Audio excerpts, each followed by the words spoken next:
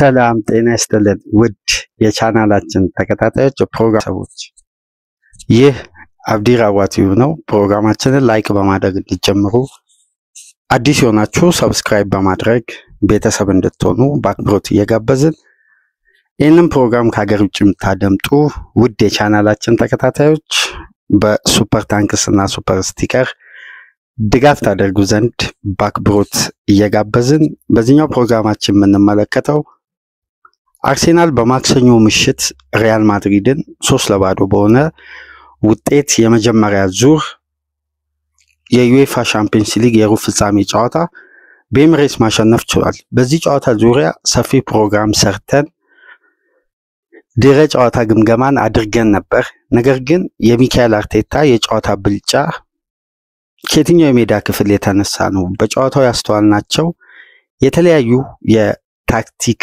መንገድ በድረ ጨዋታው ላይ የተወሰኑ ነጥቦችን አነሳን። ነገር ግን መተንተን ያለበት በርካታ ነጥቦች አሉ። የሚካኤል አርቴታን ኳሊቲ ከማድሪድ ድክመት በመመልከት የአርቴታን ብቃትና የዚህን ጨዋታ የማሸነፊያ መንገድ በዚህ ደረጃ ከፍ ብሎ ቡድኑ በወርልድ ክላስ ተጫዋቾች በተዋቀረው የካርሎ አንጀሎቲ ቡድን ላይ የወሰደው ፍጹም የበላይነት ከምን የመነጨ ነው? አርሴናል የተሻለ ቡድን ሆኖ መገኘቱ ነው ወይስ የማድሪድ መዳከም ነው? አንዳንድ መረጃዎችን ስንመለከት በሜንስትሪምም በተለያዩ ሚዲያዎችም ላይ በዚህ ጨዋታ ዙሪያ የተሰሩትን አንዳንድ ጉዳዮች ስንመለከት የሚካኤል አርቴታን የታክቲክ ብልጫና ይሄ ወጣት የቀድሞ አማካይ ጨዋታን በመረዳት አቅሙ ከፍ ብሎ ለትልቅ ጨዋታ ያደረገው ዝግጅት ፍጹም የመደነቅ ባለበት ወቅት ክሬዲቱን ከመስጠት ይልቅ የማድሪድን ድክመት ማጉላት የአርሴናልን የተሻለ ጨዋታና ለዚህ ጨዋታ ሪያል ማድሪድን ለማሸነፍ የተጠቀመበትን የታክቲክ መንገድ ከመመልከት ይልቅ የማድሪድን ድክመት መነሻ በማድረግ የሚካኤል አርቴታን የታክቲክ ከፍታን ሳይመለከቱ የእንግሊዝም ጋዜጦች የተለያዩ ሚዲያዎችን በአገራችን ሽፋን የሰጡ ስለ ማድሪድ መዳከም ስለጠፋው ኢነርጂ፣ ነገር ግን የሚካኤል አርቴታ ቡድን ለዚህ ጨዋታ ምን ያክል እንደተዘጋጀና ማድሪድን በይፋ በትልቅ ውድድር በሚታወቅበት ኃያል በሆነበት የተጠናቀቀው የውድድር ዓመት ሻምፒዮን መሆን የቻለ 15 ጊዜ የዚህን ውድድር አሸናፊ መሆን የቻለውን ቡድን በዚህ ደረጃ መብለጡ ክሬዲቱን ለአርቴታ እንጂ የማድሪድ መዳከም እንዳልሆነ አንዳንድ ሁኔታዎችን አንስተን በዚህ ፕሮግራም ታክቲካዊ ጉዳዮችንና ታሪካዊ ድሉን በተመለከተ ሰፊ ዝርዝር ጉዳይ እናነሳለን። አርሴናል እንዴት የተሻለ ቡድን ሆኖ መቅረብ እንደቻለ የማሸነፊያ መንገዱን ሚካኤል አርቴታ ከጨዋታ በፊት ጉዳዩን በደንብ የሪያል ማድሪድን አቅምና የታክቲክ መንገድ በመረዳት ይዞ የቀረበው የጨዋታ መንገድ በሁለቱም 45ቶች ሺፍት አድርገው በተለያየ አቀራረብ በልዩነት እንግዲህ የመጀመሪያ ዙሩን ሰፊ የግብ አድቫንቴጅ ይዞ የበርናባዩን ጨዋታ ይጠብቃል። ይህ ፕሮግራም እንደተጠናቀቀ ዛሬ ላይ የሚደረገውን የአርሴናል እና ብሬንፎርድ ቅድመ ጨዋታ ግምገማ በተወሰነ መልኩ ይዘንላችሁ እንመጣለን። በሳላ ኮንትራት ዙሪያም ተጫዋቹ በሊቨርፑል ቤት ኮንትራቱን ማራዘሙን ተከትሎ በዚህም ጉዳይ የተወሰኑ ፕሮግራሞችን ይዘንላችሁ እንመጣለን። ከዚህ ቀደም ብሎ ደግሞ በአቡበከር ናስር ዙሪያ አባይ ሰራው ልዩ ፕሮግራም አለ። እሱንም እያዳመጣችሁ ይህንንም ለሌሎች እያጋራችሁ ከሀገር ውጭ የምትገኙ ደግሞ ድጋፍ እንድታደርጉ በአክብሮት እየጋበዝን ታክቲካዊ ንድፈ ሐሳብ በሚካኤል አርቴታ በኩል 100% በተሳካ ሁኔታ እንዲጠናቀቅ የማድሪድ ድክመት ወይስ የሚካኤል አርቴታ ብልህ የታክቲክ ዝግጁነት የሚለውን በዚህ ፕሮግራማችን ሰፊውን ደቂቃ ሰጥተን እንመለከታለን። 3-0 ውጤቱ ተጠናቀቀ። የዴክላን ራይስ ሁለት አስደናቂ ቅጣት ምቶች፣ የሚካኤል ሜሪኖ በተሳካ ቢልድ አፕ በቴክኒክ የተጠናቀቀ ግብ የጨዋታው ልዩነት ነበሩ። ግን ሚካኤል አርቴታ እንዴት አርሴናልን በዚህ ስብስብ ኋላ በተሰለፉ 4 ተከላካዮች እንኳን ኳሊቲ ብንመዝን የሪያል ማድሪድ ግራ ፉልባክ ዳቪድ አላባ ነው። የአርሴናል ግን ሉዊስ ኬሊ ነው። በዘንድሮ የውድድር ዓመት የመጀመሪያ የሻምፒዮንስ ሊግ ጨዋታ ያደረገ በፕሪሚየር ሊግ እንኳን በአደጋ ጊዜ ወይም በችግር ጊዜ ለመብቴ ተብሎ ከአካዳሚ ከሁለተኛው ቡድን ወደ ዋናው ቡድን እድል የሰጠው ተጫዋች ነው። የአርሴናል የቀኝ ፉልባክ ጁሬን ቲምበር በተጠናቀቀው የውድድር ዓመት በኤሲኤል ጉዳት ሙሉ የውድድር ዓመቱን ሳያገለግል በጉዳት ያሳለፈ ተጫዋች ነው። ያኮቭ ኪቪዮር የሚካኤል አርቴታ ወይ 3ኛ ወይ 4ኛ ተመራጭ ነው። ጋብሪኤል ከሌለ ሪካርዶ ካሊፊዮሪ ተመራጭ የሳሊባ ተጣማሪ ነው። ስለዚህ በባክፎር ደረጃ እንኳን ብንመለከት ማድሪድ ምናልባት አሴንሲዮን በዘንድሮ የውድድር ዓመት መጠቀሙ በባክፎር በኩል አዲስ ሊሆን ይችላል እንጂ ልምዳቸው ከአርሴናል የተከላካይ ክፍል እንኳን ረጅም ርቀት የተጓዘ ነው። ከፍ ያለ ልምድ ያለው የተከላካይ ስፍራ ነው። አማካዩን ብንመለከት የእድሜ ጉዳይ ማተር ሊያደርግ ይችላል በሉካ ሞድሪች በኩል። ነገር ግን የኤድዋርዶ ካቫሚንጋና የጁዲ ቤሊንጋም ኳሊቲ ከአርሴናል አማካይ ጋር ሲነጻጸር በወጣባቸው ገንዘብ ስታንዳርድ እንኳን የደክላን ራይስ እና የቤሊንጋም ንጽጽር ብንመለከት ጁዲ ቤሊንጋም በመጀመሪያ የውድድር ዓመት ሻምፒዮንስ ሊጉን ላሊጋው ማሳካት የቻለ በማድሪድ የተደላደለ ህይወት የጀመረ ተጫዋች ነው። ደክላን ራይስ ከዚህ ጨዋታ ቀደም ብሎ በአንዳንድ ሶሻል ሚዲያዎች በተለይ በአርሴናል ደጋፊዎች በኩል 100 ሚሊዮን ፓውንድ ከመክፈል ይልቅ በተለያዩ ተጫዋቾች የዚህን ተጫዋች የዝውውር ሂደትን መከፋፈል አርቴታ ይችላል የሚል አዲስ ቅስቀሳ በተጀመረበት ከጨዋታ በፊት ትችት ነው ተጫዋቹ የጀመረው። ቶማስ ፓርቴ እንደምታውቁት በተጠናቀቀው የውድድር ዓመት የመጀመሪያ ዙር ጨዋታዎች ላይ ያልነበረ ሚናው ተቀይሮ ከኢንቨርትድ ፉልባክ ወደ አማካይ የገባ እንዲጫወት አምና ተደርጎ በዛን አጋጣሚ እንግዲህ ጉዳት አጋጥሞት ከሜዳ ረጅም ጊዜ ርቆ ሁለተኛ ዙር የተወሰኑ ጨዋታዎች ሲቀሩት ነበር አርሴናል ይሄ ተጫዋች የተመለሰው። ከማርቲን ኦዲጋርድ እና ከሌሎች ተጫዋቾችም ንጽጽር ብንመለከት የሪያል ማድሪድ ስታንዳርድ ከአርሴናል ስብስብ በብዙ መልኩ በብዙ ርቀት የተቀመጠ ስብስብ ነው። የፊት መስመሩ በኩል እንግዲህ ለንጽጽርም የማይቀርብ ነው።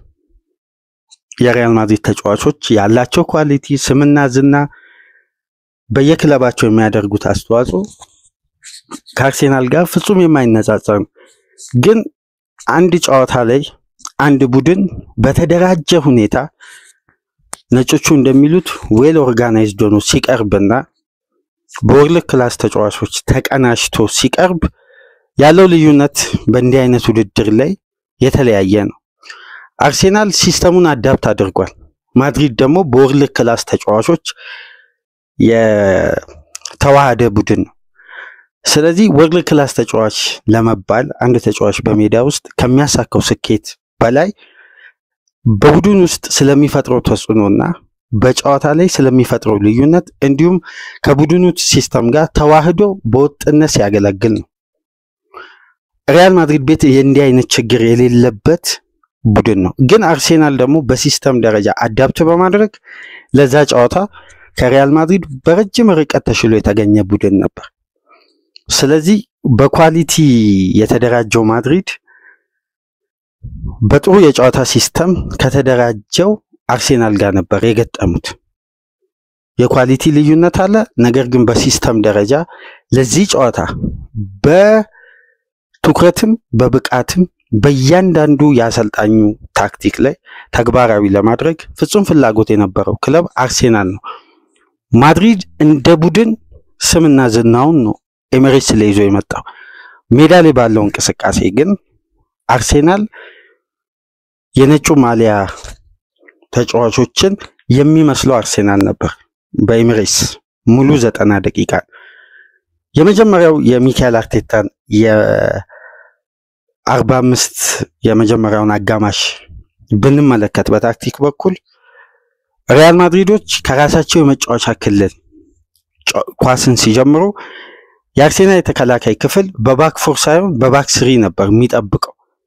እና በአማካይ ስፍራ ላይ 6 ተጫዋቾችን በማድረግ አንድ ሚካኤል ሜሪኖ ተነጥሎ በፍሪ ሮል የ9 ቁጥር የሐሰተኛ ቦታን ይዞ ከሳካ ፖዚሽን በመነሳት የቀኙን የሪያል ማድሪድ የሜዳ ክፍል በመያዝ ነው ፕሬስ የሚያደርገው። በዚህም ወቅት ሪያል ማድሪድ በ4-4-2 የጨዋታ አጀማመር ወይም ቢልድ አፕ ላይ ያለውን ፎርም በትራንዚሽን ክሬት ለማድረግ ጁዲ ቤሊንጋም እና ሮድሪጎ ሁለቱን ክንፎች በመያዝ ነው ኪሊያን ኤምባፔ እና ቪኒሲየስ ሺፍት ያደረጉ አንደኛው በ10 ቁጥር ፖዚሽን አንደኛው በ9 ቁጥር ፖዚሽን እየተቀያየሩ አርሴናል በአንድ ተጫዋች እንዲጎድል ለማድረግ ነበር የማድሪድ ሐሳብ የጨዋታ ፕላን። ይሄ ማለት ወይ ኦዲጋርድን ወይ ራይስን በትራንዚሽን መቀነስ ነው። ስለዚህ ማድሪዶች በአንደኛው ፖዚሽን በአንደኛው የሜዳ ክፍል ደብል አፕ ያደረጉ ተጋጣሚ የአርሴናልን አንድን ተከላካይ በሁለት ተጫዋቾች በቁጥር በልጠው ፋይናል ሰርድ ለመግባት ነው። ይሄ የማድሪድ የመጀመሪያ የጨዋታ ፕላን ነው። ነገር ግን አርቴታ ይህን የማድሪድ አጫወት በተደጋጋሚ በሻምፒየንስ ሊግ ባስተላለፍ 4-3-3 ሊሆን ይችላል። ነገር ግን ጨዋታቸውን ከራሳቸው የመጫወቻ ክልል ሲጀምሩ ወደ 4-4-2 ቅርጽ ያለውን ቡድን ለማስቆም ከዚህ ቀደም ከፔፕ ጋርዲዮላ ጋር በደንብ በታክቲክ በኩል ሲወያይ በተለይ የተጋጣሚን ቡድን እንቅስቃሴ እንዲገመግም በአብዛኛው ፔፕ አርቴታን ነበር ማች አናሊሲስ ላይ በደንብ የሚያዳምጠው የተጋጣሚን ቡድን እንቅስቃሴ። ይሄ የአርቴታ ከአርሴን ቬንገር ጋር መቆየቱ ያመጣው ልምድና በሜዳ ውስጥ የሚጫወትበት ፖዚሽን የፈጠረው ጫና የተቋቋመው እያንዳንዱ ጉዳዮች በልምድ የመጡ ታክቲክ የማንበብ ብቃቱ ነው ሚካኤል አርቴታን የረዳው በአብዛኛው። ስለዚህ ይሄ የ4-4-2 አጀማመርን የራሱን ቡድን በአንድ ለሁለት የእርስ በርስ ግንኙነቶች በቀላሉ ድሮፕ እያደረጉ አርሴናልን ተጫዋቾችን እየቀነሱ ፋይናል ሰርድ ለመግባት የመጀመሪያ ትልቁ እንቅስቃሴ የሚጀምረው ከኤድዋርዶ ካቫሚንጋ በሚደረጉ ላይን ብሬኪንግ ፓስ ነው። ስለዚህ ካቫሚንጋን ከእንቅስቃሴ ወይም ከፖዚሽን ውጪ ለማድረግ ካቫሚንጋን ማርክ የሚያደርጉ ከሆነ ቴክኒካሊ የካቫሚንጋ ስኪል ይታወቃል። ወደ ሁለቱም የሜዳ ክፍል ወደ ግራም ወደ ቀኝ ባላንስ አድርጎ የተጋጣሚን ተጫዋች መቀነስ ይችላል። በአንድ ለአንድ ግንኙነት አግሬሲቭ ነው፣ ጥብቅ ነው። ኳሶችን ማስጣል እንዲሁም ከኳስ ጋር ያለው ግንኙነት ቦልኬሩ ቴክኒካሊ ከፍ ያለ ተጫዋች ስለሆነ ወደ ካቫሚንጋ የሚመጡ ሴንትራል ፕሮግሬሽን ፓሶችን በቢልድ አፕ በኩል ማቋረጥ ነው ትልቁ የጨዋታ ፕላን። ለዚህ ደግሞ ሚናው ያልታወቀ ነገር ግን ብዙውን ስራ በሜዳው ሲሰራ የነበረው ሚካኤል ሜሪኖ ነው። ሁለቱ የሪያል ማድሪድ ተጫዋቾች ለሞድሪች እንዲሰጡ ኤሪያ ይፈጥራሉ። ነገር ግን ወደ ካቫሚንጋ ድሮፕ የሚደረጉ ኳሶችን ቁጥር መቀነስ ነው። አይታችሁ ከሆነ ካቫሚንጋ በጨዋታው ከመጀመሪያ ደቂቃ አንስቶ በብስጭት ነው ተጫዋቹ ሜዳ ውስጥ እያንዳንዱን እንቅስቃሴ ከፋውል ጋር በነፃነት ሰፊ ስፔስ የመሮጫ ቦታ ፓሶችን የሚያደርግበት ረጃጅም ፓሶችን ወደ መሃል የሚሸጋገሩ እንቅስቃሴዎችን ለማድረግ በጣም ሲቸገር ነበር። በዚህ አጋጣሚ የሮድሪጎ ሺፍት እያደረገ ወደ መሃል እየገባ ኳሶችን ለመቀበል ሰፊ ስፔስ ስላላገኘ ሮድሪጎ ባለበት ኤሪያ ላይ ተገድቦ እንዲቆም ነው የተደረገው። ለዚህ ደግሞ ትልቁ ሚና የነበረው ፓርቴን በማገዝ ወደ 3-box-3 ሲስተም በመቀየር አርሴናል ባክ 3 በመሆን ሉዊስ ኬሊ ከፓርቴ እኩል በደብል ፒቮት በመቆም አርሴናል ያለምንም 8 ቁጥር በፖዚሽን ላይ ነገር ግን በእንቅስቃሴ 3 ሐሰተኛ 9 ቁጥር ተጫዋቾች ኦዲጋርድ ሜሪኖን እና ራይስን በማድረግ ወደ ግራው የማድሪድ የሜዳ ክፍል ወደ ካቫሚንጋ ፖዚሽን በአማካይ ስፍራ ኳሶች እንዳይመጡ በቀኙ የማድሪድ የሜዳ ክፍል የሚነሱ እንቅስቃሴዎችን በራይስ ፕሬሲንግ በማርቲኔሊ ጫና ባክ ፓሶች እንዳይኖሩ ደግሞ በሜሪኖ የማድሪድ ተከላካዮችን ማርክ በማድረግ ጠባብ ስፔስ ነበር ለማድሪዶች ሲፈጥሩ የነበሩት። በዚህ አጋጣሚ በመጀመሪያ 15 ደቂቃ አይታችሁ ከሆነ ሪያል ማድሪዶች ረጃጅም ኳስ ከተከላካይ ጀርባ ለመጣል ይሞክሩ ነበር። ይሄ ደግሞ ማድሪድን የመሃሉን ክፍል ሰፊውን የሜዳ ክፍል ትቶ ወደ አርሴናል ፋይናል ሰርድ ገብቶ ፕሬስ የሚያደርግ ከሆነ ተከላካዩ ይጋለጣል። ለምን? ቫልቬርዴ ወደ ቀኙ የሜዳ ክፍል ፉልባክ ሆኖ እንዲጫወት ስለተሰጠው ማድሪድ በወርክ ሬት እና በኢነርጂ በኩል አማካዩ ስፍራ ወርዶ ነበር የሚገኘው። ይሄን ደግሞ ከዚህ በፊት ባላንስ አድርጎ አማካዩ እንዳይጋለጥ እያንዳንዱን እንቅስቃሴ ሲመራና የቡድኑ ሚዛን ሲጠብቅ የነበረው ቶኒ ክሩስ ነው። ስለዚህ ማድሪድ የቶኒ ክሩስን ኳሊቲ አልተካም። እዛ ቦታ ላይ ኃላፊነቱ የተሰጠው ለካቫሚንጋ ነበር። ካቫሚንጋ በእንዲህ አይነት ታክቲክ ከጨዋታው ሪትም ውጪ እንዲሆንና በጨዋታው 12 ፖዚሽኖችን ሉዝ በማድረግ የመጀመሪያው ተጫዋች ነበር። ይሄ ደግሞ እንዲሆን የአርሴናል የፕሬሲንግ ጫና ያመጣው እንቅስቃሴ ነበር። ስለዚህ አርሴናሎች የመጀመሪያን 45 በዚህ የማድሪድን ቢልድ አፕ ሲቆርጡ በራሳቸው የጨዋታ መንገድ የማሉን ክፍል ወደ ክንፍ በማስፋት ማድሪድ መሃሉን የሜዳ ክፍል ላይ የነበረውን ጠባብ ስፔስ እድሜው በገፋው ሞድሪች ወደ አንደኛውም የሜዳ ክፍል እንዲያዘነብል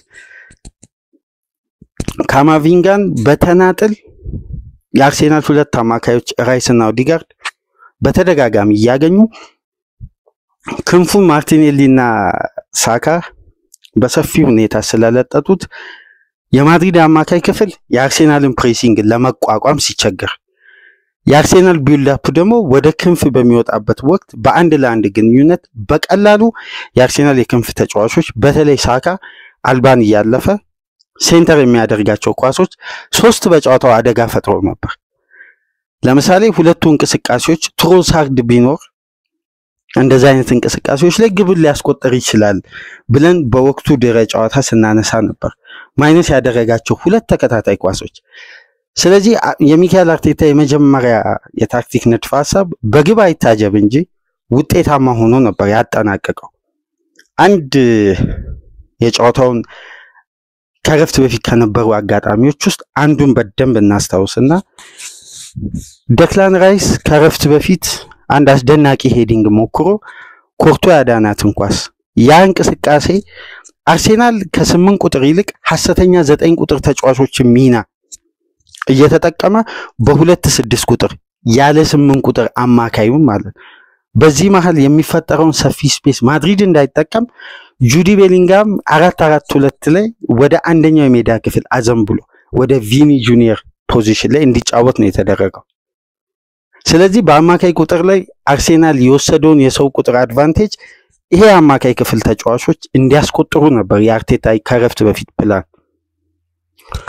ሳካ በዚህ መልኩ 2 አደጋዎችን ፈጠረ፣ ማርቲኔሊን በተመሳሳይ። ነገር ግን በማድሪድ የመጫወቻ ቦክስ ውስጥ በታቀደለት ደረጃ በቁጥር አርሴናሎች አማካዮች መግባት አልቻሉም፣ ኦዲጋርድን ጨምሮ። ስለዚህ ሰከንድ ሃፍ የጨዋታው ፕላን መቀየር ነበረበት። ወደ ማድሪድ የሜዳ ክፍል በተደጋጋሚ ከመግባት ይልቅ ከኤሪያ ውጪ የሚደረጉ ተደጋጋሚ ሙከራዎችን ለማድረግና ሳካ ከክንፍ ወደ መሃል ኳሱን ይዞ እንዲመጣ ነበር የታክቲክ ፕላኑ የተቀየረው። በዚህ ረገድ እንግዲህ ሁለቱም ቅጣት ምቶች የተገኙበት መንገድ በእንዲህ አይነት እንቅስቃሴ ነው። ከክንፍ ወደ መሃል ሴንተር ከሚደረጉ ኳሶች ይልቅ ወደ መሃል መጥተው ከኤሪያ ውጪ በተደጋጋሚ ረጃጅም ኳሶች እንዲሞከሩ ነበር የተፈለገው። ከዛን የቀሩ ኳሶች ማይነስ በሚደረጉ እንቅስቃሴዎች አደጋ ለመፍጠር ነው። በአንድ 2 አጋጣሚ 2-3 ኳሶችን ኮርቷ ሲያድን ነበር። የቆመ ኳስን ራይስ እንዲጠቀም ቴክኒካሊ የተሞከረበት ምክንያት ከረፍት በፊት የተሞከረው ታክቲክ በግብ አልታጀበም፣ ነገር ግን ውጤታማ ሆኗል። ሳካ የሚያልፈው ማይነስ የሚያደርጋቸው ኳሶች ማርቲኔሊን በተመሳሳይ። በዚህ ጨዋታ ግን ካይ ሃቨርት ቢኖር የጨዋታው የግብ ቁጥር ከ3 በላይ ሊሆን ነበር። ምክንያቱም ትክክለኛ ሐሰተኛ 9 ቁጥር ተጫዋች ስለነበር ሃቨርት እነዛ ማይነስ የሚደረጉ ኳሶችን በቦክስ ውስጥ በመገኘት ጨርፎም ተደግፎም እንዲያስቆጥር ምክንያት ይሆናል። በተለይ ደግሞ የሀቨርት ትልቁ ኳሊቲ አርሴናል በማድሪድ ጨዋታ ከረፍት በፊት ያጣው የሀቨርትን ኳሊቲ ዋነኛ ምክንያት የግብ ጠባቂው 6:50 ውስጥ ያለችው የግብ ጠባቂ ቦክስ ውስጥ በመገኘት በዘንድሮ የውድድር ዓመት 8 ግብ ሀቨርት ያስቆጠረው ከግብ ጠባቂ ክልል ውስጥ ነው። ይሄ ደግሞ አንዱ የሀቨርት ኳሊቲ ነው። በዛ በተመሳሳይ እንቅስቃሴ ነው ሜሪኖ እንዲገኝ ሳካ ማርቲኔሊን ኳሶች ማይነስ ያደርጉ የነበር። ስለዚህ በተገቢው ሰዓትና ደቂቃ እዛ ፖዚሽን ላይ እነዛ ሐሰተኛ ተጫዋቾች መገኘት ስላልቻሉ ከረፍት በኋላ ያለው ታክቲክ በተደጋጋሚ አንድን ጉዳይ ከመሞከር ይልቅ የታክቲክ ሼፑ መቀየር ነበር የአርቴታ ፕላን። ይሄን ሁሉ ታክቲክ ሲያደርግ ግን አሰልጣኙ ከማድሪድ ኳሊቲ ተጫዋቾቹ ተችሎ አይደለም፣ በተቀናጀ ቡድን ጨዋታው ላይ ቀረበ። የተቀናጀ ቡድንና በኳሊቲ ከፍ ማለት ያለው ልዩነት ነው የታየው። አንድ ቡድን በራሱ መልክ በራሱ አጫወት ሲገነባና የተጋጣሚን ተጫዋች ወይም የተጋጣሚን ታክቲክ መሰረት ሳያደርግ ነገር ግን ባለው በራሱ የቡድኑ አቅም ታክቲካሊ ለመብለጥ ሲቀርብ እንደ አርሴናል እንደ አርቴታ ቡድን። ለዛ ነው አርስታችን ላይ ጂኒየስ አርቴታ ብለን ርዕስ የሰጠነው። እንደ ካርሎ አንጀሎቲ አይነት በታክቲክ በኩል ረቂቅ የሆኑ አሰልጣኞች በአንድ ጨዋታ ከ15 በላይ ታክቲክ እየቀያየሩ ተጋጣሚ መፈተን የሚችል በዚህ ውድድር በተደጋጋሚ ዋንጫው ማሳካት የቻለ ጣሊያናዊ አሰልጣኝ ያለው የታክቲክ እምቅ ዕውቀት ይታወቃል። አብዛኛውን ቡድን የሚያሸንፉበት የጨዋታ ፕላን ለተጋጣሚ የማይጠበቅ ቡድን ይዞ በመቅረብ ነው። ግን አርቴታ እያንዳንዱን የማድሪድ ጨዋታ ከዚህ ቀደም ከጨዋታው በፊት ሲከታተል እንደነበር በተለይ የማድሪድ የጨዋታ አጀማመርና የማጥቂያ መነሻ የሆኑትን ኤሪያዎችን በንቃትና በተቀናጀ ፕሬሲንግ እነዛን ኤሪያዎች በማሳጣት ቶሎ ኳሶች እንደነጠቁ ወደ ፋይናል ሰርድ ለመግባት የነበረው ፍላጎት ከሪያል ማድሪድ ፍጹም የተሻለ ነበር። ከረፍት በፊት ሌላኛውን አጋጣሚ ላንሳላችሁ። የጁዲ ቤሊንጋም እና ሮድሪጎ ወደ ክንፍ መውጣት የማድሪድን የአማካይ ስፍራ ምን ያክል እንዳሳሰው የምንመለከተው ከረፍት በፊት አንድ አጋጣሚ ነው። ቤሊንጋም ለኪሊያን ኢምባፔ ስሩ ፓስ ማድረግ የቻለው ያን ፖዚሽን ብትመለከቱ ከቲምበር ፖዚሽን ላይ የተነሳ ኳስ ነበር ማድሪድ አደጋ ለመፍጠር የጣረው። ከረፍት በፊት ግን ፋይናል ሰርድ ላይ ጁዲ ቤሊንጋም መግባት የቻለው 12 ጊዜ 12 ጊዜ በአርሴናል የመጫወቻ ኤሪያ ውስጥ መግባት የቻለው ነገር ግን ፋይናል ሰርድ ላይ የነካው ኳስ 6 ብቻ ነው። ስለዚህ ወደ ቤሊንጋም የሚመጡ ኳሶች ቁጥር በአብዛኛው ያነሱ ነበሩ። ለዚህም ደግሞ መነሻ የሆነው ኤድዋርዶ ካቫሚንጋ ከረፍት በፊት ፎርዋርድ ፓስ ካደረገው ይልቅ ባክ ፓስ ያደረገው ይበልጥ ነበር። 14 ኳስ ወደ ኋላ ነው የመለሰው፣ 8 ኳስ ነው ወደፊት መስጠት የቻለው። ይሄ ማለት ማድሪድ ለማጥቃት የሚጠቀምባቸው ኤሪያዎችን በመዝጋት ይሄ ማለት በመከላከል አይደለም፣ በፕሬሲንግ እና ማንቱማን በሚደረግ የእርስ በርስ ግንኙነት ውጤታማ ስለነበሩ ነው። ይሄ ጨዋታ ሂደት ታዲያ አድካሚና ሰፊ የሜዳ ክፍል መሸፈን ያስፈልግ ነበር። ለዚህም እኮ ነው አርሴናል በጨዋታው 113.4 ኪሎ ሜትሮችን የሸፈነው። ማድሪድ የሸፈነው 110.6 ብቻ ነው። ወደ 12 ኪሎ ሜትር ገደማ አርሴናሎች ይበልጣሉ። ሰፊውን የሜዳ ክፍል ማካለል አለባቸው። ምክንያቱም 4-4-2 የሚጫወት ቡድን ትራንዚሽኖችን በየትኛውም አጋጣሚ ሊጀምር እንደሚችልና አንድ ስፔስ ካገኘ አደጋ መፍጠር እንደሚችል ይታወቃል። ስለዚህ እያንዳንዱ የሜዳ ክፍል ተጋጣሚ የሚያጠቃበትን ኤሪያ ብሎክ ማድረግ ታክቲካሊ ግዴታ ነው። ምክንያቱም ከአርሴናል ተጫዋቾች የማድሪድ ተጫዋቾች ኳሊቲ የላቀ ስለሆነ አንድም ክፍተት ለአደጋ ስለሚዳርግ እነዚህን ጉዳዮች በጥንቃቄ በመውሰድ የመጀመሪያውን 45 በተሻለ ፕላን በግብ ባልታጀበ መልኩ አርሴናል ነው ዶሚኔት አድርጎ የጨረሰው። በሁለተኛው 45 በተመሳሳይ የጨዋታ ፕላን ከቀጠሉ የአርሴናል ኢነርጂ እስከዛ ደቂቃ ድረስ ሊዘልቅ አይችልም። ለምን? ፕሬሲንግ ፈርስት ሃፍ ላይ አርሴናል ይበዛ ነበር ከሰከንድ ሃፍ ይልቅ። አይታችሁ ከሆነ ፈርስት ሃፍ ላይ ቦል ፖዚሽን ማድሪድ የተሻለ ነበር፣ በተለይ 35 ደቂቃ 40 ደቂቃ አካባቢ። ግን ሰከንድ ሃፍ ካያችሁ 100% አርሴናል ነበር ቦል ፖዚሽንን ኮንትሮል ማድረግ የቻለው። ይሄ ደግሞ የጨዋታውን የፕላን ለውጥ ነው የሚያሳየው። ኮንትሮል አንድ ቡድን ጨዋታን የሚያደርግ ከሆነ በፖሴሽን በኩል የመጀመሪያው ቅድሚያ ነው ኳሱን በራሱ ቁጥጥር ውስጥ ማቆየት ነው። ያ ደግሞ ሲሆን ከቨር የሚያደርገው የሜዳ ቁጥር ያንሳል። ለምን? ለፕሬሲንግ ተጋጣሚ ነው እንጂ ለፕሬሲንግ የሚነሳው ኳሱ ቁጥጥር የሚኖረው ባለሜዳ ውስጥ ነው። በዚህ ታክቲክ ደግሞ የተሻለው የአርቴታ ቡድን ሪያል ማድሪድ ኢነርጂውን፣ ፍጥነቱን፣ ጉልበቱን ፈርስት ሃፍ ላይ ለፕሬሲንግ ተጋላጭ ሲሆን ያባከኑ ተጫዋቾች ነበሩ። ለምሳሌ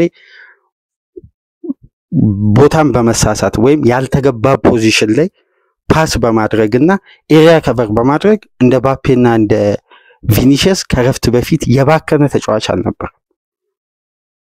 4 የተሳሳቱ ፓሶችን ለባፔ ፓስ ያደርግ ቪኒሲየስ በዛ ፖዚሽን ላይ የተገኙ ኳሶች በተቃራኒው አደጋ ፈጥረው ነበር። ስለዚህ ማድሪድ ኢነርጂውን ፈርስት ሃፍ ጨርሷል።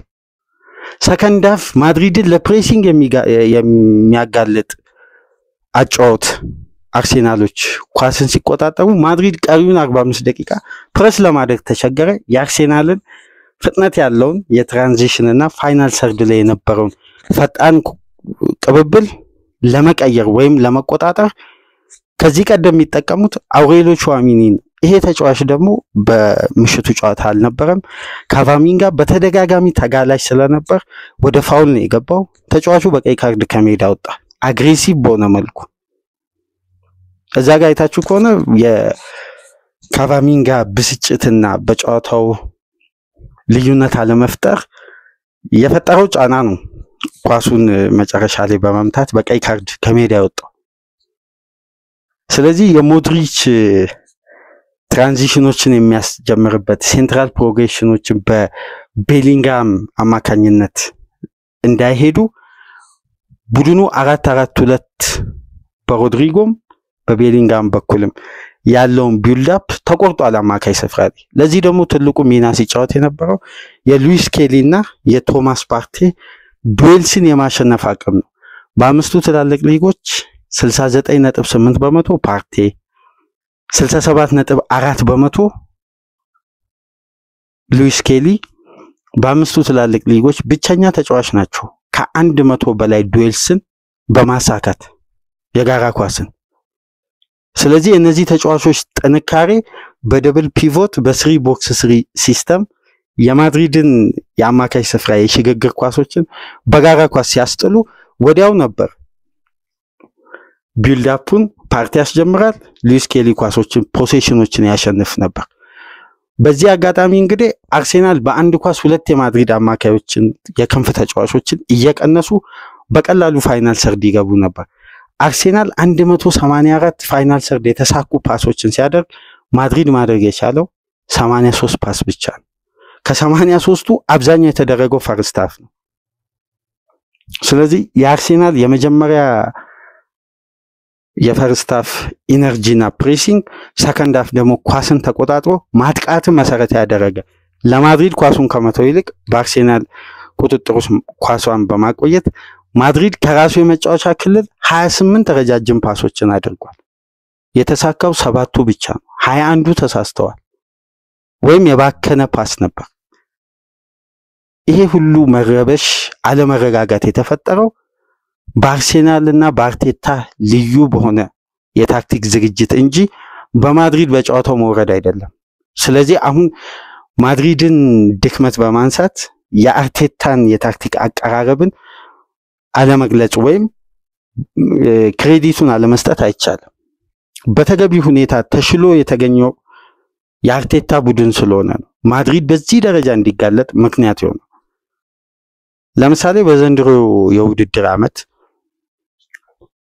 ኢታሊ ማድሪድ ሲያሸንፍ ትልቁ ልዩነት የነበረው የአማካይ ስፍራ በደብል ፒቮት ሲቲዎች የማድሪድን ፕሬሲንግ ለመቋቋም ያለው የቡድኑ ኢነርጂና መድከም ስላጋለጠው የማድሪድን ፕሬሲንግ ከመቋቋም ይልቅ ሲቲ ማድሪድ ፕሬስ እንዳያደርግ ባልተለመደ መልኩ ረጃጅም ፓሶችን ሲያደርግ ነበር። አስተውላችሁ የምታስታውሱ ከሆነ ይሄ አጨዋወት ደግሞ ለማድሪድ በጣም ምቹ ነበር። በተለይ የሽግግር ኳሶችን ቶሎ ለመጀመር የሲቲ አማካይ ክፍል መዳከም፣ የቀድሞ አይነት ኢነርጂ ማጣት የፈጠረው መዳከም ለማድሪድ ፋይናል ሰርድ በሚፈልጉት የጨዋታ መንገድ እንዲገቡ ምክንያት ነበር። ነገር ግን እኔ የአርሴናሉ የ3-0 ድል በቀጥታ የሚያስታውሰኝ የ2021 ማድሪድ በሲቲ በኢቲሃድ 4-0 የተሸነፈበት ጨዋታ ነው። በጆን ስቶንስ በአማካዮች የተቆጠረ ግብ ሲቲ ያሸነፈበት ጨዋታ፣ ካቫሚንጋን ሌፍት ባክ አድርገው አንጀሎቲ በኬቪን ዲብሮይን በካይ ዎከር እና በበርናንዶ ሲልቫ በቀላሉ እየታለፈ አጋዣቶ ተጋላጭ ሆኖ ጨዋታውን ሲቲ 100% ዶሚኔት አድርጎ ያሸነፈበት ያ ጨዋታ ደግሞ ሲስተሙ የነበረው 3-box-3 ነው። ማድሪድን አማካይ ስፍራ በ4-4-2 ሞድሪች ካለ እድሜ አሁን ተጋጣሚ ይዞ የሚመጣው የፕሬሲንግ እና የኤነርጂ አቅም ሲታከልበት ማድሪድ ለመቋቋም ይከብደዋል። በተለይ ቫልቬርዴ አማካይ ስፍራ ላይ ከሌለ ቡድኑ ቫልቬርዴን በቀኙ ፉልባክ ነጥሎ ያን ሁሉ ደቂቃ ሲያቆይ የዛ ተጫዋች አማካይ ስፍራ ላይ አለመኖር በይበልጥ ለአርሴናል የአማካይ ክፍል ብልጫ ትልቁ ሚና የተጫወተ ነበርና ይሄን አቅም ማድሪዶች በ4-4-2 ለመተግበር ሲሞክሩ ካቫሚንጋ ከኳስ ጋር ያለው ግንኙነት ወርዶ ሞድሪች ተነጥሎ ለፕሬሲንግ ተጋላጭ ሲሆን የዚህ ቡድን የተከላካይ ስፍራ ድክመት በይበልጥ ይጋለጣል በተጋጣሚ። አርሴናል ማድሪድን 3-0 ያሸነፈው ያለ አጥቂ። ይሄን ደግሞ ከግምት ውስጥ ማስገባት አለብን። ስለዚህ የሚካኤል አርቴታ የታክቲክ ብልጫ በታክቲሽያኑ ካርሎ አንጀሎቲ ላይ መደረጉ ነው ማድሪድን ያጋለጠው እንጂ ማድሪድ ስለደካማ አይደለም አርሴናል ተሽሎ የተገኘው። እና 3-box-3 ከፔፕ በደንብ መማር የቻለው አርቴታ በአግባቡ ተጫዋቾች ሜዳ ውስጥ እንዲፈጽሙ የሰጠው ሚናም በተሳካ ሁኔታ ተጠናቆም ታሪካዊ ድል አርሴናል ያስመዘገበው። በነገራችን ላይ ሴት ፒስ ሲባል ግዴታ ክሮስ የሚደረጉ ወይም ከኮርና ላይ የሚነሱ ኳሶች አይደለም፣ ፍጹም ቅጣት ምትን ጭምር ያካተተ ነው ሴት ፒስ። አይታችሁ ከሆነ ቅጣት ምቱን ሊመታ ሲል ራይስ፣ ኒኮላ ጃቬር፣ ኦዲጋርድ እና ሳካ ከራይስ ጋር ቆመው ነበር። ራይስ እንዲመታ ነው መጀመሪያ ጥቆማ የሰጠውና እንዲመታ ያሳየው አቅጣጫና ኳሱን እንዲመታ የፈለገበት ቴክኒክን በምልክት ሲነግረው ነበር። ይሄ ማለት አንድ ቡድን በሴት ፒስ በኩል ሲደራጅ ወይም የተሻለ ጥንካሬ ሲያጎለብት የተጋጣሚ ድክመት የትኛው ሴት ፒስ ነው የሚለውን በደንብ ያጠናል። ግዴታ ክሮስ መደረግ ወይም ኮርና ወይም ከቅጣት ምት ሴንተር የሚደረጉ ኳሶችን አይደለም የሚጠብቀው። እንደነዚህ አይነት ቅጣት ምቶች ለምሳሌ አርሴናል 2021 ላይ ነው ቅጣት ምት ያስቆጠረው። 2021 ለመጨረሻ ጊዜ ቅጣት ምት ቡድኑ አስቆጥሮ አያውቅም።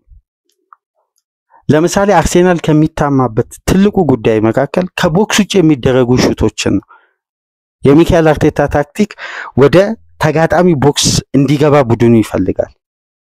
በሳካ አማካኝነት በተለያዩ ተጫዋቾች ሳካ አስገራሚ ሹቶች የሚያስቆጥረው እኮ ከቦክስ ውስጥ ነው እንጂ ከኤሪያ ውጭ አይደለም። የምታስታውሱ ከሆነ አርሴናል ክፍት ከሆነ እንቅስቃሴ በቀጥታ ከኤሪያ ውጪ ክፍት ከሆነ እንቅስቃሴ ከራሱ የመጫወቻ ክልል ጀምሮ ያስቆጠረው ግብ በ2022-23 የውድድር ዓመት ቡካዮ ሳካ ማንቸስተር ላይ ነው ከኤሪያ ውጪ አክሮ የመታት ኳስ 3-2 ያለቀው ጨዋታ መሰለኝ የመጨረሻ የአርሴናል ክፍት ከሆነ እንቅስቃሴ ከቦክስ ውጪ የተቆጠረ ግብ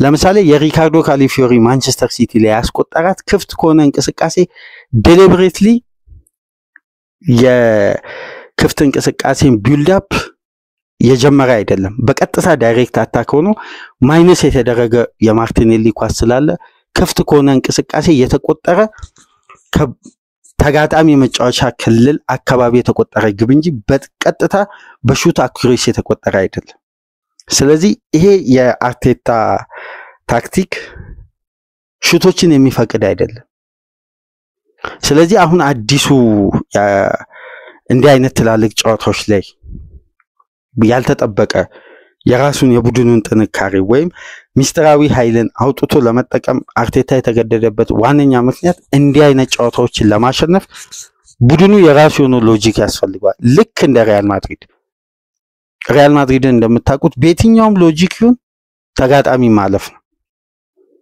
ለምሳሌ አትሌቲኮ ማድሪድን ያለፈበት መንገድ አንዱን ህግ ተግባራዊ ሆኖ ስለዚህ ማድሪድ የማለፉን አድቫንቴጅ በየትኛው ህግ እንደሚያልፍ አይታወቅም ግን የማሸነፊያ መንገድ አለው ቡድኑ ልክ እንደዛው እንደ ማድሪድ ነው እንግዲህ አርሴናል የተደበቀ እምቅ አዲስ ኃይሉን ተጠቅሞ ከቆመ ኳስ በራይስ 2 ግቦች ማስቆጠር ይችላል ክፍት ከሆነ እንቅስቃሴ ማስቆጠር ሲፈልግ ደግሞ በሚካኤል ሜሪኖ ቴክኒክ በእንዲህ መልኩም ግብ ያስቆጥራልና ሚካኤል አርቴታ ጂኒየስ መሆኑ እንጂ የሪያል ማድሪድ መዳከም አይደለም ያን ጨዋታ ውጤቱን በእንዲህ መልኩ እንዲጠናቀቅ ምክንያት የነበረውና አርሴናል በሁሉም የሜዳ ክፍል የተሻለው ቡድን ስለሆነ የሚገባውን ውጤት በመጀመሪያው ዙር አግኝቷል ነገር ግን በመጨረሻም አንድ ሐሳብ ለማንሳት የሪያል ማድሪድ ኃላፊዎች ለካርሎ አንጀሎቲ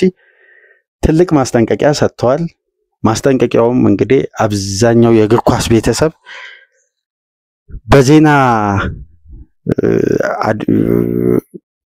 በዜናዎቹ ላይ መመልከት የቻላችሁ ይመስለኛል በተለይ በኤክስ ገጽ ምሽቱን መረጃው በጣም አነጋጋሪ ሆኗል ይሄን የጥሎ ማለፍ ጨዋታ ወይም የመልስ ጨዋታን ወደ ቀጣዩ ዙር ይዞ መሻገር የማይችል ከሆነ ካርሎ አንጀሎቲ ከክለብ ወርልድ ካፕ ውድድር ቀደም ብሎ ይሰናበታል ይሄ በቀጥታ የተሰጠ ትዕዛዝ ነው ዣቪ አሎንሶ ከሳንቲያጎ በርናባዮ ደጅ ላይ እንደቆመ አብዛኛው የስፔን ሚዲያ እየጻፉ ነው የሚገኙት ሪቬሎን ጨምሮ የህልውና ጉዳይ አድርገውታል አምና ባለው ታሪክ ከዚህ በፊት በማድሪድ ቤት ያሳካው 3-4 የሻምፒየንስ ሊግ ድል እዚህ ጋር ቦታ የለውም ፍሎሬንቲኖ ፔሬዝ ሁሌም አሁን ላይ ያለን ሰዓት አሁን ላይ የምንገኝበት ብቃት እንጂ ያለፈው የማድሪድ ታሪክ ነው ቀጣዩን ነው ታሪክ የሚሰራ አዲስ አቅም መፍጠር የሚፈልገው የሚል አንድ ሎጂክ አላችሁ በየአመቱ አምና የሚገኝበት ብቃት ላይ መገኘት ሳይሆን ካምናው በተሻለ መልኩ መገኘት ነው የማድሪድ ፕላን እና ጫናው ሁሉ ካርሎ አንጀሎቲ ላይ ወድቋል ተጫዋቾችን ጨምሮ በርካታ የማድሪድ ኮቺንግ ስታፎችን ሶሻል ሚዲያ የተለያዩ ገጾችን ብትመለከቱ ዛቻ ብቻ ነው ጨዋታውን እንቀይራለን 90 ደቂቃ ረጅም ነው ይሄን ውጤት ለመቀየር ለዓለማችን ኃያሉ ቡድን አይከብድም የሚል ዛቻ ነው የሪያል ማድሪድ ተጫዋቾች እነ ቤሊንጋም እነ ካቫሚንጋን በጨዋታው የማይሰለፉ ተጫዋቾች ጭምር የተለየ ዝግጅት ማድረግ ጀምረናልና ለሁለተኛው ዙር ጨዋታ በደንብ ጠብቁን በነጩ ማሊያ በነጩ ቤት እናሳካለን የሚል ከፍተኛ ዛቻ ተጫዋቾቹ ይዘታሉ የቡድኑ ፕሬዝዳንት ለካርሎ አንጀሎቲ ቀጥተኛ ማስጠንቀቂያ ሰጥተዋል ስለዚህ ማድሪድ ቤት ጫናም አለ በራስ መተማመን የቡድኑን ይሄ የነጩ ማሊያ ስፕሪት የመመለስ ጥሪም አለ ግን ሚካኤል አርቴታ ተመሳሳይ ታክቲክ በርናባዩ ላይ ሚደግም ከሆነ በተመሳሳይ ውጤት የማለፍ እድሉ አሁንም ሰፊ ነው ለአርቴታ በተለየ ይሄ የሳንቲያጎ በርናባዩን ግስፈት የዛ ሜዳ ጫና የመቋቋም ውጥረት ራሱን ከቶ እንደ መጀመሪያው ጨዋታ በነፃነትና በራሱ ታክቲክ በርናባዩ ላይ ማይቀርብ ከሆነ ማድሪድ ሊገለብጥ ይችላል፣ ጨዋታውን ሊቀይር ይችላል፣ ወደ ቀጣዩ ዙር ሊያልፍ ይችላል። ነገር ግን ሊቀየር የሚችለው በማድሪድ በኩል ትልቁ ለውጥ ዳኒ ሳቤዮዝና አውሬሊዮ ቹዋሚኒ ወደ ምርጥ 11 ቢመለሱ ኤድዋርዶ ካቫሚንጋ በሁለት ቢጫ ካርድ አይሰለፍም። ፈርናንዶ መንዲ ለጨዋታው እንደማይደርስ ኮዱ እየተነገረ ነው። ስለዚህ ማድሪድ የሚቀይረው የአማካይ ስፍራው ላይ ነው። አርሴናል ደግሞ በተሻለ ጥንካሬ ይሄን አጫውት ካዌማች ጫና ራሱን በጸዳ መልኩ ይዞ በርናባዩ ላይ የሚቀርብ ከሆነ አሁንም ሰፊው አድቫንቴጅ አለው በአርሴናል እጅ ነው። የማድሪድ ዛቻና ወደ ቀጣዩ ዙር እናልፋለን የሚለው ነገር ተፈጻሚ ሊሆን የሚችለው አርቴታ ልጆቹን ባልተገባ ጫናና አዲስ የመከላከል ወይም ራሱን ለጫናና ለውጥረት ተጋላጭ የሚያደርግበትን የጌም ፕላን ይዞ ከመጣ ማድሪድ ያሰበውን ለማሳካት ምንም አይከብደውም በርናባዩ ላይ። እዚህ ጋር ደግሞ አንድ ነገር በደንብ አስምረን ማለፍ ያለብን በርናባዩ ላይ የዳኝነትንም ጉዳይ ከግምት ውስጥ ማስገባት ያለብን ይመስለኛል። ማድሪድ ለማጥቃት ነው የሚጫወተው። አይ አርሴናል መከላከሉ ይሻለኛል ብሎ ወደ ኋላም ያፈገፍግ ከሆነ በደንብ ራሱን ለአደጋ ነው ተጋላጭ የሚያደርገው። እዚህ ላይ የዳኝነት ጫናው የማይቀር ነው። ምክንያቱም ይሄ የዳኝነት ክፍተት በርናባዩ ላይ በተደጋጋሚ በጥሎ ማለፍ ጨዋታ ያያየን። እንዲሁም በተጠናቀቀው የውድድር ዓመት የማቲያስ ዴሊት ግብ ከባየር ሙኒክ ጋር የተሻረበት ምክንያት እስካሁን ድረስ በግልጽ የወጣ ነገር የለም። ኦፍሳይድ ተብሎ እንደዛ አይነት ኦፍሳይድ አይተን በማናቀው መልኩ ነው የተሻረው። ግን ቡድኑ ማድሪድ ነው። ኦፍሳይድም ሆነ ምንም ሆነ ለማድሪድ እዛ ጋር የሚፈለገው ነገር መደረጉ የማይቀር። ስለዚህ ጫና ውስጥ ራስን መክተት የሚጀምረው ከእንዲህ አይነት የጨዋታ ፕላን ነው። ለተጋጣሚ የማሰቢያ ጊዜ ወይም ወደ ራሱ የመጫወቻ ክልል ማድሪዶች እንዲመጡ የሚፈቅድ ከሆነ ሁለቱም ክንፎች ለማስቆም ኤሚሬትስ ላይ ያለው ታክቲክ ምን ያክል አዋጪ እንደሆነ አይተናል። ተጋላጭ የሚያደርግ ከሆነ ግን ሁለቱም ክንፎች ለማስቆም አርሴናል አሁን ላይ ባለው አቅም ለመቋቋም ይከብዳል።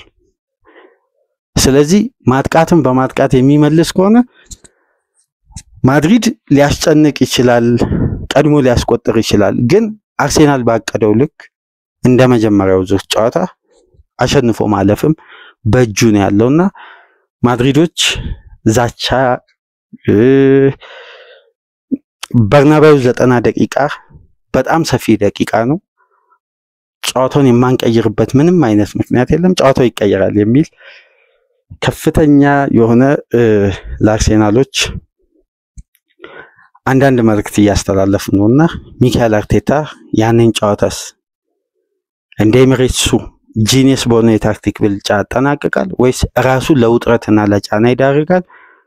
ረቡዕ ምሽት የምናየው ነው የሚሆነው። ዛሬ ምሽት ግን 1 ሰዓት ተኩል ላይ በአካል ብቃት ከፈረጠመው ለተጋጣሚ ቡድን ፈታኝ ሆኖ በተለይ በአካል ብቃት በሚኖረው ግንኙነት የተጋጣሚ ተጫዋቾች ለጉዳት ሲዳረጉ ምናስተውለው ቡድን ብሬንፎርድን በኤሚሬትስ ያስተናግዳል። በዛ ጨዋታ ዙሪያ ደግሞ የተወሰኑ ደቂቃዎችን ቆይታ የምናደርግበትን ፕሮግራም ይዘላችሁ እንመጣለን። ከተመቻችሁ ላይክ አድርጉ፣ አዲስ የሆናችሁ ሰብስክራይብ በማድረግ እንዲሁም ይህንን ፕሮግራም ከሀገር ውጭ የምታደምጡ በሱፐር ታንክስ በሱፐር ስቲከር ድጋፍ ታደርጉ ዘንድ በአክብሮት እየጋበዝን በሌሎች ፕሮግራሞች ተመልሰን እንመጣለን። ሰላም ቆዩ።